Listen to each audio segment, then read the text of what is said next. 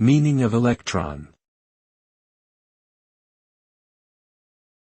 Electron.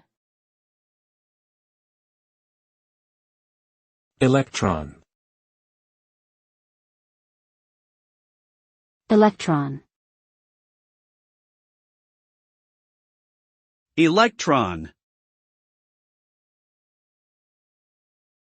An electron is a subatomic particle that carries a negative electric charge.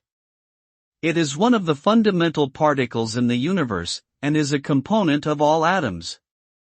Electrons are involved in chemical reactions and are responsible for electricity and magnetism. They exist in shells or energy levels around the nucleus of an atom, and can be transferred from one atom to another to form chemical bonds. Electrons have a mass of approximately 9.11 times 10 to the power of negative 31 kilograms and are extremely small, with a size on the order of 10 to the power of negative 18 meters.